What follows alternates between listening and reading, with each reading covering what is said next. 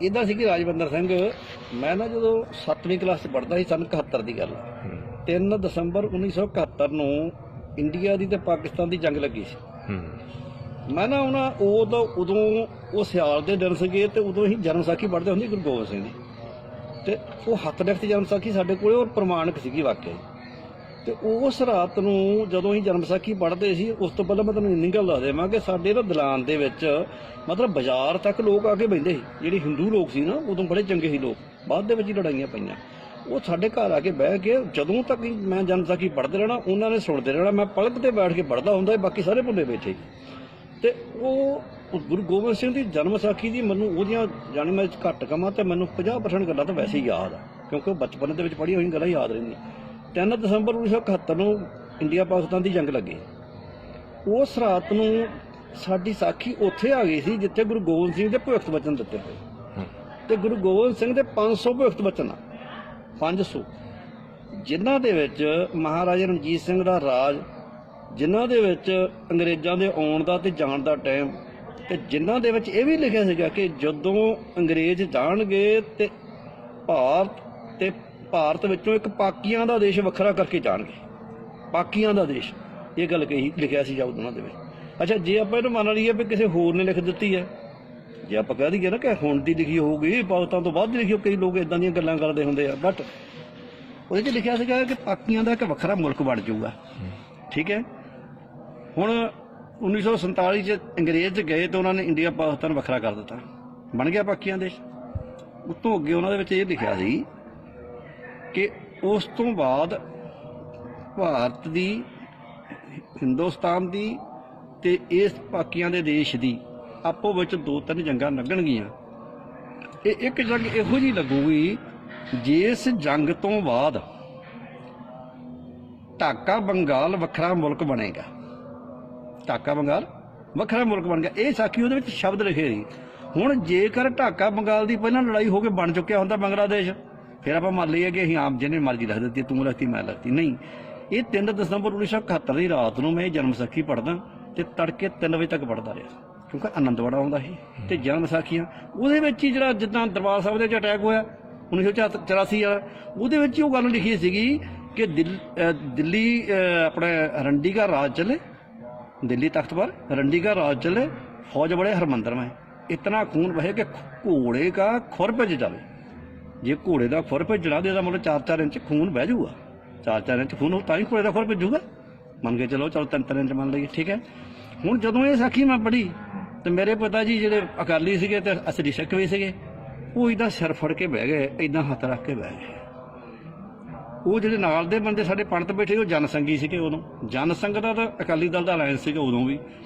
हुण वो कहंदे पंडित जी कहंदे भी जहदार जी की सोचदे हो, कहते जी मैं ये सोचदा भी रंडी तो राज ते बैठी है, श्रीमती इंदिरा गांधी प्रधानमंत्री सी, उन्होंने कहा भी श्रीमती इंदिरा गांधी जी आ वो नाम रंडी दिता उन्होंने, जो लिखने वाले ने इस ढंग नाल लिखिया।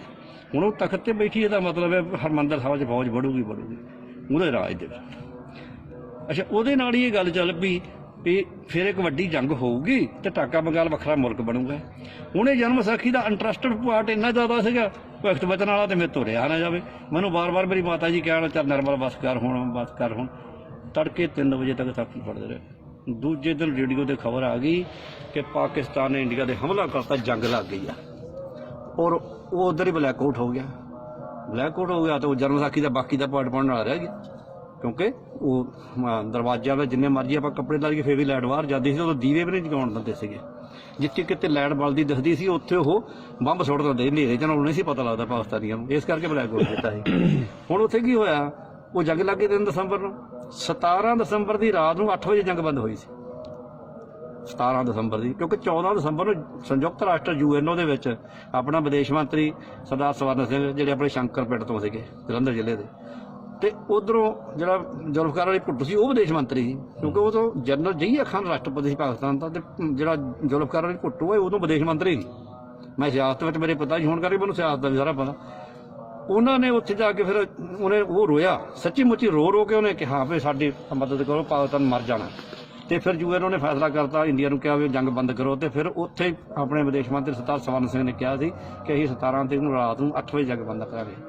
ਹੁਣ ਉਸ ਵੇਲੇ ਜੰਗ ਇੱਕ ਫੈਸਲਾ ਕੁੰਨ ਮੋੜ ਤੇ ਖੜੀ ਸੀ ਤੇ ਸਾਡਾ ਜਨਰਲ ਜਗਜੀਤ ਸਿੰਘ ਅਰੋੜਾ ਜਿਹੜਾ ਸੀਗਾ ਫੌਜ ਦੀ ਕਮਾਂਡ ਕਰਦਾ ਸੀਗਾ, ਉਹਦੀ ਰਣਨੀਤੀ ਇਦਾਂ ਦੀ ਵਧੀਆ ਸੀ ਕਿ ਉਹ ਜਿਹੜੇ ਬਾਕੀ ਦੇ 3 ਦਿਨ ਬਚਦੇ ਸੀ, ਪਾਕਿਸਤਾਨ ਦੀ ਫੌਜ ਨੂੰ ਵਕਤ ਪੈ ਗਿਆ, ਉਹ ਕਹਿੰਦੇ ਕਿਤੇ ਭੱਜ ਕੇ ਨੱਠ ਕੇ ਲੁੱਕ ਕੇ ਜਾਨ ਬਚਾ ਲਓ ਕਿਸੇ ਤਰ੍ਹਾਂ ਯਾਰ 17 ਤਰੀਕ ਨੂੰ ਰਾਤ ਨੂੰ 8 ਵਜੇ ਤੱਕ ਕਿਸੇ ਤਰ੍ਹਾਂ ਜਾਨ ਬਚ ਜੇ। ਉਹਦਾ ਕਰਕੇ ਹੁਣ ਫੌਜ ਉਹ ਜਿਹੜੀ ਸੀਗੀ ਉਹਦਾ ਹੌਸਲਾ ਟੁੱਟ ਗਿਆ ਤੇ 93,000 ਫੌਜ ਨੇ ਜਿਹੜਾ ਉਹਨਾਂ ਦੇ ਪਾਕਿਸਤਾਨ ਦੀ 93,000 ਫੌਜ ਨੇ ਜਨਰਲ ਜਗਜੀਤ ਸਿੰਘ ਅਰੋੜਾ ਦੇ ਅੱਗੇ ਸਮਰਪਣ ਕਰਤਾ। ਕਹਿਣ ਦਾ ਮਤਲਬ ਹਥਿਆਰ ਸੁੱਟਤੇ। ਇਹ ਦੁਨੀਆ ਦੀ ਹਿਸਟਰੀ 'ਚ ਰਿਕਾਰਡ ਹੈ, ਠੀਕ ਹੈ ਨਾ। ਹੁਣ ਜਦੋਂ ਜਨਰਲ ਜਗਜੀਤ ਸਿੰਘ ਅਰੋੜਾ ਤੇ ਉਹਨਾਂ ਦਾ ਜਿਹੜਾ ਜਰਨੈਲ ਸੀ, ਉਹਦਾ ਨਾਂ ਕੀ ਸੀਗਾ ਆਪਣਾ ਮੈਨੂੰ ਜਨਰਲ ਨਿਆਜੀ, ਜਨਰਲ ਨਿਆਜੀ ਤੇ ਜਨਰਲ ਜਗਜੀਤ ਸਿੰਘ ਅਰੋੜਾ ਬੰਬਈ ਦੇ ਵਿੱਚ ਇਕੱਠੇ ਪੜ੍ਹਦੇ ਰਹੇ, ਕਲਾਸ ਫੈਲੋ ਸੀਗੇ। ਹੁਣ ਜਦੋਂ ਉਹਨੇ ਗ੍ਰਿਫਤਾਰ ਕਰਨਾ ਸੀ ਉਹਨੂੰ ਤੇ ਉਹਦੇ ਸਟਾਰ ਲਾਉਣੇ ਸੀ, ਜਦੋਂ ਉਹਨੇ ਖਿੱਚ ਕੇ ਇਹਦਾ ਸਟਾਰ ਲਾਉਣ ਲੱਗਾ ਤੇ ਉਹ ਕਹਿੰਦਾ ਯਾਰ ਜਗਜੀਤ ਸਿੰਘ ਆਪਾਂ ਕਲਾਸ ਫੈਲੋ ਆ, ਏਦਾਂ ਮੇਰੀ ਇੰਨੀ ਬੇਇੱਜ਼ਤੀ ਨਾ ਕਰ। ਕਹਿੰਦਾ ਹੁਣ ਕਲਾਸ ਫੈਲੋ ਨਹੀਂ, ਮੈਂ ਇੱਕ ਦੇਸ਼ ਦਾ ਫੌਜ ਮੁਖੀ ਆ, ਤੂੰ ਇੱਕ ਦੇਸ਼ ਦਾ ਫੌਜ ਮੁਖੀ ਆ ਤੇ ਤੇਰੀ 93,000 ਫੌਜ ਨੂੰ ਮੈਂ ਇਸ ਦੇਸ਼ ਦੀ ਫੌਜ ਦੇ ਅੱਗੇ ਸਮਰਪਣ ਕਰ ਰਿਹਾ, ਭਾਰਤ ਦੀ ਫੌਜ ਦੇ ਅੱਗੇ, ਮੇਰੇ ਅੱਗੇ ਨਹੀਂ। ਜੇ ਮੇਰੀ ਇਕੱਲੇ ਦੀ ਗੱਲ ਹੁੰਦੀ ਫਿਰ ਮੈਂ ਛੱਡ ਦਿੰਦਾ, ਠੀਕ ਹੈ ਨਾ। ਤੇ ਉਹ ਫੌਜ ਅਗਲੇ 18 ਤਰੀਕ ਨੂੰ 18 ਦਸੰਬਰ ਵਾਲੀ ਸਵੇਰ ਨੂੰ, ਉਦੋਂ ਅਕਾਲੀ ਪੱਤਰਕਾਰ ਅਖਬਾਰ ਬਹੁਤ ਵਧੀਆ ਅਖਬਾਰ ਛਪਦੀ ਸੀ ਤੇ ਅਮਰ ਸਿੰਘ ਦਸਾਂਝ ਉਹਦਾ ਸੰਪਾਦਕ ਸੀਗਾ, ਵਧੀਆ ਅਖਬਾਰ। ਉਹਦੇ ਵਿੱਚ ਖਬਰ ਮੋਟੇ ਅੱਖਰਾਂ ਦੇ ਉੱਤੇ ਲਿਖਿਆ ਸੀ, ਮੋਟੇ ਅੱਖਰਾਂ 'ਚ ਜਿਹਨੂੰ ਆਪਾਂ ਹੈਡਲਾਈਨ ਕਹਿੰਦੇ, ਉਹ 'ਚ ਲਿਖਿਆ ਸੀਗਾ ਕਿ ਬੰਗਲਾਦੇਸ਼ ਨਾਂ ਦਾ ਇੱਕ ਨਵਾਂ ਮੁਲਕ ਸੰਸਾਰ ਦੇ ਨਕਸ਼ੇ ਤੇ ਹੋਂਦ ਵਿੱਚ ਆਇਆ, ਸ਼ੇਖ ਮੁਜੀਬੁਰ ਰਹਿਮਾਨ ਨੂੰ ਕਾਰਜਕਾਰੀ ਰਾਸ਼ਟਰਪਤੀ ਬਣਾਇਆ ਗਿਆ। ਅੱਜ ਵੀ ਕੱਢ ਲਓ 18 ਦਸੰਬਰ 1971 ਦੀ ਸਵੇਰ ਦੀ ਅਜੀਤ ਆਪਣੇ ਅਕਾਲੀ ਪੱਤਰਕਾਰ ਅਖਬਾਰ ਦੇ ਉੱਤੇ ਕਿ ਬੰਗਲਾਦੇਸ਼ ਸੰਸਾਰ ਦੇ ਨਕਸ਼ੇ ਤੇ ਨਵਾਂ ਮੁਲਕ ਬਣਿਆ ਤੇ ਆਪਣੇ ਸ਼ੇਖ ਮੁਜੀਬੁਰ ਰਹਿਮਾਨ ਕਾਰਜਕਾਰੀ ਰਾਸ਼ਟਰਪਤੀ ਬਣਾਏ ਗਏ। ਹੁਣ ਇਹ ਗੱਲ ਮੈਂ ਪਹਿਲਾਂ ਦੱਸ ਚੁੱਕਿਆ ਕਿ ਇਹ ਜੰਗ ਲੱਗੂਗੀ ਤੇ ਢਾਕਾ ਬੰਗਾਲ ਵੱਖਰਾ ਮੁਲਕ ਬਣੇਗਾ, ਤੇ ਇਹ ਬਣ ਗਿਆ। 17 ਤਰੀਕ ਦੀ ਰਾਤ ਨੂੰ 18 ਨੂੰ ਉਹ ਸ਼ੇਖ ਮੁਜੀਬੁਰ ਰਹਿਮਾਨ ਨੂੰ ਰਿਹਾ ਕਰਕੇ ਢਾਕੇ ਭੇਜ ਦਿੱਤਾ ਗਿਆ, ਠੀਕ ਹੈ ਨਾ ਗੱਲ। ਤਾਂ ਉਸ ਸਾਖੀ ਦੇ ਵਿੱਚ ਇਹ ਗੱਲ ਲਿਖੀ ਹੋਈ ਆ ਕਿ ਜਿਹੜਾ ਹੁਣ ਮੈਂ ਦੱਸ ਰਿਹਾ ਨਾ ਵੀ ਅੱਗੋਂ ਖਾਲਸੇ ਦਾ ਰਾਜ ਆਉਣਾ, ਸਿੱਖਾਂ ਦਾ ਰਾਜ ਆਉਣਾ ਹੀ ਆਉਣਾ, ਪਰ ਉਸ ਤੋਂ ਪਹਿਲਾਂ ਜੋ ਕੁਛ ਆ ਸਾਡੇ 'ਚ ਕਮੀਆਂ ਆ ਗਈਆਂ ਨਾ, ਤੇ ਉਹ ਵੀ ਲਿਖਿਆ ਆ। ਜਿਹੜਾ ਹੁਣ ਮੁੱਕਾ ਜਾਂਦਾ ਨਾ, ਅੱਜ ਅੰਮ੍ਰਿਤਧਾਰੀ ਬੰਦਾ ਸ਼ਰਾਬ ਪੀ ਰਿਹਾ, ਅੱਜ ਅੰਮ੍ਰਿਤਧਾਰੀ ਬੰਦਾ ਕਰੈਕਟਰਲੈਸ ਆ, ਪਰਾਈਆਂ ਜਨਾਨੀਆਂ ਵੱਲ ਬੁਰੀਆਂ ਨਜ਼ਰਾਂ ਨਾਲ ਤੱਕਦਾ, ਜਾਂ ਆਪਾਂ ਸ਼ਬਦਾਂ ਆਪਣੇ ਇਹ ਵਰਤ ਲਈਏ ਕਿ ਆਪਣਾ ਦੂਸਰੀਆਂ ਜਨਾਨੀਆਂ ਨਾਲੋਂ ਸੰਗ ਕਰਦਾ, ਜਿਹੜਾ ਨਹੀਂ ਕੀਤਾ ਜਾ ਸਕਦਾ। ਅੱਜ ਸਾਡਾ ਸਿੱਖ ਅੰਮ੍ਰਿਤਧਾਰੀ ਜਿਹੜਾ ਉਹ ਪਾਠ ਨਹੀਂ ਕਰਦਾ, ਅੱਜ ਅੰਮ੍ਰਿਤਧਾਰੀ ਸਿੱਖ ਆਪਣੀ ਮਰਜ਼ਾਦਾ 'ਚ ਨਹੀਂ ਹੈਗਾ। ਇਹਨੂੰ ਕਹਿੰਦੇ ਨੇ ਮਲੇਸ਼। ਮਲੇਸ਼ ਦਾ ਮਤਲਬ ਹੁੰਦਾ ਮਲੀਨ ਬੁੱਧੀ ਵਾਲਾ। ਮਲੇਸ਼ ਦਾ ਮਤਲਬ ਮੁਸਲਮਾਨ ਨਹੀਂ ਹੁੰਦਾ, ਮਲੇਸ਼ ਦਾ ਮਤਲਬ ਮਲੀਨ ਬੁੱਧੀ ਵਾਲਾ, ਜਿਹੜਾ ਆਪਣੇ ਸਿਧਾਂਤ ਤੋਂ ਥਿੜਕ ਜੇ। ਹੁਣ 4 ਸਾਨੂੰ ਵਜਰ ਕਰਦਾ ਦਿੱਤੀਆਂ ਨਾ ਵੀ ਅਸੀਂ ਸ਼ਰਾਬ ਨਹੀਂ ਪੀ ਸਕਦੇ, ਨਸ਼ਾ ਨਹੀਂ ਕਰ ਸਕਦੇ, ਕੇਸ ਨਹੀਂ ਕੱਟ ਸਕਦੇ, ਪਰਾਈ ਇਸਤਰੀ ਦਾ ਸੰਗ ਨਹੀਂ ਕਰ ਸਕਦੇ, ਠੀਕ ਹੈ ਨਾ, ਮੀਟ ਸ਼ਰਾਬ ਆਦਿ ਨਹੀਂ ਕਰ ਸਕਦੇ, ਕੋਈ ਨਸ਼ਾ ਨਹੀਂ ਕਰ ਸਕਦੇ, ਇਹ ਆਪਣੀ ਮਰਜ਼ਾਦਾ ਆ। ਹੁਣ ਉੱਥੇ ਉਹ 'ਚ ਇਹ ਵੀ ਲਿਖਿਆ ਸੀਗਾ ਕਿ ਤਬ ਮਲੇਸ਼ ਖਾਲਸਾ ਬਹੁਤ ਹੋਸ਼ ਸੀ ਆਮ, ਤੇ ਅੱਜ ਵੇਖ ਲਓ ਮੇਰੇ ਵਾਲੇ ਗੱਲਾਂ ਵਾਲੇ ਤਾਂ ਬਹੁਤ ਮਿਲ ਜਾਣਗੇ ਤੇ ਮਰਜ਼ਾਦਾ ਵਾਲੇ ਵੇਖ ਲਓ ਕਿੰਨੇ ਕੁ ਹੈਗੇ ਆਪਾਂ, ਆਪਣੇ 'ਚ ਹੀ ਵੇਖ ਲਓ, ਸਾਰੇ ਦੂਰ ਤੋਂ ਦੇਖਣ ਦੀ ਲੋੜ ਹੀ ਨਹੀਂ, ਠੀਕ ਹੈ ਨਾ ਗੱਲ। ਹੁਣ ਮਲੇਸ਼ ਖਾਲਸਾ ਵੀ ਹੋ ਗਿਆ। ਹੁਣ ਮਲੇਸ਼ ਖਾਲਸੇ ਦਾ ਮਤਲਬ ਸਮਝੋ, ਕੋਈ ਵੀ ਚੀਜ਼ ਜਿਵੇਂ ਗੋਹਾ ਆ, ਤਾਜ਼ਾ ਗੋਹਾ ਹੋਵੇ ਉਹ ਰੂੜੀ ਨਹੀਂ ਹੁੰਦਾ ਤੇ ਨਾ ਬਾਲਣ ਹੁੰਦਾ। ਤਾਜ਼ਾ ਗੋਹਾ ਜਿਹੜਾ ਹੁੰਦਾ ਨਾ ਉਹ ਰੂੜੀ ਵੀ ਨਹੀਂ ਹੁੰਦਾ ਤੇ ਬਾਲਣ ਵੀ ਨਹੀਂ ਹੁੰਦਾ। ਜੇ ਬਾਲਣ ਬਣਾਉਣਾ ਤਾਂ ਪਾਥੀਆਂ ਬਣਾ ਕੇ ਉਹਨੂੰ ਸੁਕਾਈਆਂ ਜਾਂਦੀਆਂ ਤਾਂ ਬਾਲਣ ਬਣਦਾ। ਜੇ ਰੂੜੀ ਬਣਾਉਣੀ ਆ ਤਾਂ ਗੋਹੇ ਨੂੰ ਗਾਲਣਾ ਪੈਂਦਾ। ਜੇ ਗੋਹਾ ਗਾਲਿਆ ਨਾ ਜਾਵੇ ਤਾਂ ਰੂੜੀ ਨਹੀਂ ਬਣਦੀ। ਜਦੋਂ ਗੋਹਾ ਗਲ ਜਾਂਦਾ ਫਿਰ ਕਹਿੰਦੇ ਰੂੜੀ ਪਾਓ। ਜਿਹੜੀ ਰੂੜੀ ਪਾਈ ਜਾਂਦੀ ਆ ਉਹਦੇ ਨਾਲ ਕੀ ਹੁੰਦਾ, ਹੁਣ ਗੋਹਾ ਰੂੜੀ ਬਣ ਗਿਆ, ਰੂੜੀ ਬਣ ਕੇ ਉਹ ਗੋਹਾ ਨਹੀਂ ਰਿਹਾ, ਪਰ ਜਦੋਂ ਆਪਾਂ ਫਸਲ 'ਚ ਪਾਉਂਦੇ ਉਹ ਫਸਲ ਦੇ ਵਿੱਚ 16 ਤੱਤ ਜਿਹੜੇ ਸਾਡੇ ਸਰੀਰ ਨੂੰ ਚਾਹੀਦੇ ਪੂਰੇ ਦੇ ਪੂਰੇ ਬਣ ਜਾਂਦੇ। ਇਹ ਰੂੜੀ ਦੇ ਵਿੱਚ ਤਾਕਤ ਹੁੰਦੀ, ਗੋਹੇ ਵਾਲੀ ਰੂੜੀ 'ਚ, ਪਰ ਗਿੱਲੀ 'ਚ ਨਹੀਂ ਹੁੰਦੀ। ਗਿੱਲੀ ਪਾ ਦਈਏ ਤੇ ਉਹ ਖਰਾਬ ਹੋ ਜਾਂਦੀ, ਸੇਕ ਲੱਗ ਜਾਂਦੀ, ਫਸਲ ਹੀ ਮਰ ਜਾਂਦੀ। ਜਿਹੜਾ ਮਲੇਸ਼ ਹੋਣਾ ਉਹ ਇਹ ਚੀਜ਼ ਆ, ਗਿੱਲਾ ਗੋਹਾ ਆ, ਨਾ ਉਹ ਰੂੜੀ ਆ ਨਾ ਉਹ ਬਾਲਣ ਹੈ। ਜੇ ਬਾਲਣ ਹੋਊਗਾ, ਜੇ ਖਾਲਸਾ ਬਾਲਣ ਬਣ ਜਾਊਗਾ ਤਾਂ ਯੋਧਾ ਬਣੂਗਾ। ਯੋਧਾ ਬਣ ਕੇ ਕੀ ਹੋਊਗਾ, ਉਹ ਕੁਰਬਾਨ ਹੋ ਜਾਊਗਾ। ਜਿੱਦਾਂ ਅੱਗ ਬਲਦੀ ਹੈ ਕੁਰਬਾਨ ਹੋ ਗਈ, ਕੁਰਬਾਨ ਹੋ ਜਾਊਗਾ, ਸਿੱਖੀ ਦੇ ਵਾਸਤੇ ਕੁਰਬਾਨ ਹੋ ਜਾਊ। ਤੇ ਜੇ ਉਹ ਰੂੜੀ ਬਣ ਜਾਊਗਾ ਤਾਂ ਸਿੱਖੀ ਦੀ ਸੇਵਾ ਕਰੂਗਾ, ਅੱਗੇ ਸਿੱਖੀ ਵਧਾਊਗਾ। ਹੁਣ ਜਿਹੜਾ ਸਿੱਖ ਇਹ ਦੋਨੋਂ ਕੰਮ ਨਹੀਂ ਕਰਦਾ ਮਲੇਸ਼ ਹੋਊਗਾ। ਉਹ 'ਚ ਲਿਖਿਆ ਤਾਂ ਮਲੇਸ਼ ਖਾਲਸਾ ਬਹੁਤ ਸੋਚਿਆ। ਫਿਰ ਇਸ ਤੋਂ ਅੱਗੇ ਫਿਰ ਗੱਲ ਚੱਲਣੀ ਆ, ਹੁਣ ਫੇਰ ਚੱਲਣੀ ਆ। ਫਿਰ ਲਿਖਿਆ ਕਿ ਸਮਾਂ ਪਾ ਕੇ ਕੋਈ ਸਮਾਂ ਫੇਰ ਬੀਤੂਗਾ ਤੇ ਪਾਕਿਸਤਾਨ ਦੇ ਨਾਲ ਇੱਕ ਵੱਡੀ ਜੰਗ ਹੋਊਗੀ, ਵੱਡੀ ਜੰਗ, ਤੇ ਪਾਕਿਸਤਾਨ ਦੀ ਹੋਂਦ ਖਤਮ ਹੋ ਜਾਊਗੀ। ਉਦੋਂ ਜਿਹੜਾ ਦਿੱਲੀ ਤਖਤ ਦੇ ਉੱਤੇ ਖਾਲਸਾ ਬੈਠੂਗਾ, ਖਾਲਸੇ ਦਾ ਰਾਜ ਹੋਊਗਾ। ਫਿਰ ਨਾ ਕੋਈ ਮੰਗਤਾ ਰਹੂਗਾ, ਨਾ ਕੋਈ ਭੁੱਖਾ ਰਹੂਗਾ, ਨਾ ਕੋਈ ਨੰਗਾ ਰਹੂਗਾ। ਫਿਰ ਜਿਹੜਾ ਹਲੇਮੀ ਰਾਜ ਗੁਰੂ ਅਰਜਨ ਦੇਵ ਜੀ ਨੇ ਕਿਹਾ ਇਹ ਹੋਆ ਹਲੇਮੀ ਰਾਜ ਜੀ, ਉਹ ਗੁਰਬਾਣੀ ਦੇ ਵਿੱਚ ਗੁਰੂ ਗ੍ਰੰਥ ਸਾਹਿਬ ਦੇ ਵਿੱਚ ਦਿੱਤਾ ਨਾ, ਹੁਣ ਹੁਕਮ ਹੋਆ ਮਿਹਰਬਾਨ ਦਾ, ਪੈ ਕੋਈ ਨਾ ਕਿਸੇ ਰੁਝਾਨ ਦਾ, ਸਭ ਸਖਾਲੀ ਬੁੱਟੀਆ ਹੁਣ ਹੋਆ ਹਲੇਮੀ ਰਾਜੀਓ। ਇਹ ਗੁਰੂ ਅਰਜਨ ਦੇਵ ਜੀ ਦਾ ਸ਼ਬਦ ਹੈ ਗੁਰੂ ਗ੍ਰੰਥ ਸਾਹਿਬ ਜੀ ਦਾ। ਉਹ ਹਲੇਮੀ ਰਾਜ ਫਿਰ ਖਾਲਸੇ ਦਾ ਹੋਣਾ। ਫਿਰ ਉਸ ਤੋਂ ਬਾਅਦ ਲਗਾਤਾਰ 500 ਸਾਲ ਖਾਲਸੇ ਦਾ ਰਾਜ ਰਹਿਣਾ। ਠੀਕ ਹੈ ਜੀ। ਇਸ ਤੋਂ ਬਾਅਦ ਫਿਰ ਪੂਰੀ ਦੁਨੀਆ 'ਚ ਜਾਣਾ। ਇਹ ਆਪਾਂ ਫਿਰ ਕਰਾਂਗੇ ਗੱਲਾਂ ਬਾਤਾਂ। ਤੇ ਮੇਰਾ ਦੱਸਣ ਦਾ ਮਤਲਬ ਇਹ ਸੀਗਾ ਕਿ ਜਨਮ ਵਿਸਾਖੀ ਦੇ ਵਿੱਚ ਮੈਂ ਉਹ ਗੱਲਾਂ ਪੜ੍ਹੀਆਂ ਹੋਈਆਂ, ਅੱਜ ਤੱਕ ਮੈਨੂੰ ਯਾਦ ਆ। 7ਵੀਂ ਕਲਾਸ 'ਚ ਮੈਂ ਉਦੋਂ ਪੜ੍ਹਦਾ ਸੀ 1971। ਠੀਕ ਹੈ ਨਾ। ਤਾਂ ਉਹ ਜਿਹੜੀਆਂ ਕਿਤਾਬ, ਜੇ ਅਸੀਂ ਇਤਿਹਾਸ ਪੜ੍ਹਾਂਗੇ ਹੀ ਨਹੀਂ ਤੇ ਸਾਨੂੰ ਨੋਟ ਦਾ ਇੱਕੋ ਪਾਸਾ ਨਜ਼ਰ ਆਉਣਾ। ਤੁਸੀਂ ਸ਼ਾਇਦ ਏਦਾਂ ਵੀ ਕੋਈ ਦੱਸੀ ਸੀ ਗੱਲ ਕਿ ਉਹ ਖਾਲਸਾ ਫੌਜ ਕਿੱਥੋਂ ਆ ਰਹੀ ਆ। ਹਾਂ, ਉਹਦੇ ਵਿੱਚ ਉਹਨਾਂ ਨੇ ਕਿਹਾ ਸੀ ਕਿ ਜਿਹੜਾ ਦਲੀਪ ਸਿੰਘ ਨਾਂ ਦਾ ਸਾਡਾ ਕਮਾਂਡਰ ਹੋਊਗਾ ਉਹ ਆਊਗਾ ਕਾਬਲ ਤੋਂ, ਅਫਗਾਨਿਸਤਾਨ ਤੋਂ। ਇਹਦਾ ਮਤਲਬ ਇਹ ਨਹੀਂ ਕਿ ਕਾਬਲ ਦੇ ਵਿੱਚ ਹੀ ਹੋਊਗਾ ਉਹ। ਇਹਦਾ ਮਤਲਬ ਇਹ ਆ ਕਿ ਜਦੋਂ ਪੱਛਮ ਤੋਂ ਲੋਕਾਂ ਨੇ ਆਉਣਾ ਤੇ ਸਾਡਾ ਪਹਿਲਾ ਸਟੈਪ ਜਿਹੜਾ ਉਹ ਕਾਬਲ ਹੋਣਾ। ਕਾਬਲ ਠੀਕ ਹੈ। ਹੁਣ ਉਦੋਂ ਜਿੰਨੀ ਅੱਜ ਹੁਣ ਤੁਸੀਂ ਦੇਖੋ ਅਰਬ ਯੂਰਪ ਸਾਰਾ ਉਧਰ ਦੀ ਆਉਣਾ। ਹੁਣ ਮੈਂ ਉਹੀ ਗੱਲ ਦੱਸਣ ਲੱਗਿਆ, ਤੁਰਕੀ ਤੋਂ ਯੂਰਪ ਸ਼ੁਰੂ ਹੋ ਜਾਂਦਾ। ਠੀਕ ਹੈ ਨਾ। ਲੈਬਨਾਨ ਤੋਂ ਅੱਗੇ ਤੁਰਕੀ ਤੋਂ ਯੂਰਪ ਸ਼ੁਰੂ ਹੋ ਜਾਂਦਾ। ਹੁਣ ਜਿਹੜਾ ਯੂਰਪ ਹੈ, ਅੱਜ ਯੂਰਪ ਦਾ ਕਿਹੜਾ ਸ਼ਹਿਰ ਹੈ ਜਿੱਥੇ ਸਿੱਖ ਨਹੀਂ ਤੇ ਅਸਲੀ ਸਿੱਖ ਨਹੀਂ? ਹਾਂਜੀ, ਅੱਜ ਤੁਸੀਂ ਇੰਗਲੈਂਡ ਦਾ ਕੋਈ ਸ਼ਹਿਰ ਦੱਸੋ ਜਿੱਥੇ ਸਿੱਖ ਕੋਈ MP ਨਹੀਂ, ਕੋਈ MLA ਨਹੀਂ, ਕੋਈ ਮੇਅਰ ਨਹੀਂ, ਕੋਈ ਕੁਛ ਨਹੀਂ, ਕੋਈ ਜੱਜ ਨਹੀਂ, ਬੜੇ ਬੜੇ ਉਹਦੇ ਸਿੱਖਾਂ ਦੇ ਕੋਲ ਹੋ ਗਏ। ਅੱਜ ਤੁਸੀਂ ਕੈਨੇਡਾ 'ਚ ਵੇਖੋ, ਉੱਥੇ 4 ਮੰਤਰੀ ਨੇ। ਹਰਜੀਤ ਸਿੰਘ ਸੱਜਣ ਨਾਂ ਦਾ ਉੱਥੋਂ ਦਾ ਡਿਫੈਂਸ ਮਿਨਿਸਟਰ ਹੈ। ਜੇ ਡਿਫੈਂਸ ਮਿਨਿਸਟਰ ਦੇਸ਼ ਦੇ ਵਿਰੋਧੀ ਬੰਦੇ ਨੂੰ ਕਦੀ ਨਹੀਂ ਲਾਇਆ ਜਾਂਦਾ। ਤੇ ਐਡਾ ਵੱਡਾ ਵਿਸ਼ਵਾਸ ਸਾਡੇ ਤੇ ਅੱਜ ਹੋ ਗਿਆ। ਇਹ 17ਵੀਂ ਸਦੀ ਦੇ ਵਿੱਚ ਨਵਾਬ ਕਪੂਰ ਸਿੰਘ ਨੂੰ ਜਦੋਂ ਬਣਾਇਆ ਗਿਆ ਸੀ ਨਾ ਲਾਹੌਰ ਦਾ ਸੂਬੇਦਾਰ, ਤੇ ਉਹਨੂੰ ਵੀ ਡਿਫੈਂਸ ਦਾ ਮਹਿਕਮਾ ਦਿੱਤਾ ਸੀ, ਉਹਨੂੰ ਵੀ ਕ੍ਰਾਈਮ ਬ੍ਰਾਂਚ ਦਿੱਤਾ ਸੀਗਾ ਕਿ ਜਿਹੜੀਆਂ ਲੁੱਟਾਂ ਖੋਹਾਂ ਹੁੰਦੀਆਂ ਸਿੱਖਾਂ ਦੇ ਨਾਲ ਲੱਗ ਜਾਣਗੇ, ਲੋਕ ਆਪੇ ਸਿੱਖਾਂ ਨੂੰ ਮਾਰ ਦੇਣਗੇ। ਪਰ ਉਹਨੇ ਬਹਿੰਦਿਆਂ ਸਾਰੀ ਅਮਨ ਕਾਨੂੰਨ ਇੱਦਾਂ ਦਾ ਲਾਗੂ ਕਰਤਾ ਸੀ। ਉਹ ਕਹਿੰਦਾ ਲਾਹੌਰ ਦੇ ਵਿੱਚ ਵਸਦੇ ਲੋਕੋ, ਦੁਕਾਨਾਂ ਨੂੰ ਤਾਲੇ ਲਾਉਣ ਦੀ ਲੋੜ ਨਹੀਂ, ਏਦਾਂ ਖੁੱਲੀਆਂ ਛੱਡ ਕੇ ਜਾਓ ਤੇ ਏਦਾਂ ਸਵੇਰੇ ਆ ਕੇ ਬਹਿ ਜਾਓ। ਠੀਕ ਹੈ ਜੀ। ਕੋਈ ਸਿਕਿਉਰਿਟੀ ਰੱਖਣ ਦੀ ਲੋੜ ਨਹੀਂ, ਸਰਕਾਰ ਤੁਹਾਡੀ ਰਾਖੀ ਕਰੂਗੀ। ਇੱਕੋ ਬੰਦਾ ਸੀ। ਉਹਦੇ ਉਸ ਰਾਜ ਦੇ ਟਾਈਮ ਨੇ ਪੰਜਾਬ ਦੇ ਵਾਸੀਆਂ ਦੇ ਸਾਰੇ ਵਾਸੀਆਂ ਦੇ ਵਿੱਚ ਇਹ ਸੁਨੇਹਾ ਦੇ ਦਿੱਤਾ ਸੀ ਕਿ ਅਜੇ ਤੱਕ ਗੱਲਾਂ ਨਵਾਬ ਕਪੂਰ ਸਿੰਘ ਬਣਿਆ ਵਜ਼ੀਰ, ਵੀ ਜੇ ਰਾਜ ਸਿੱਖਾਂ ਦਾ ਹੋ ਜੇ ਫੇਰ ਕਿੰਨੇ ਸੌਖੇ ਹੋ ਜਾਣਗੇ। ਇਹਦਾ ਮਤਲਬ ਸੀ ਆਮ ਲੋਕ ਸਿੱਖਾਂ ਦੇ ਹੱਕ 'ਚ ਹੋਵੇ। ਗੱਲ ਸਮਝੀਏ। ਤੇ ਅੱਜ ਸਾਰੀ ਹਿੰਦੁਸਤਾਨ ਨੂੰ ਛੱਡ ਕੇ ਬਾਹਰਲੇ ਦੇਸ਼ਾਂ ਦੇ ਵਿੱਚ ਸਿੱਖਾਂ ਦੀ ਕਦਰ ਹੈ, ਸਿੱਖਾਂ ਦੀ ਇੱਜ਼ਤ ਆ।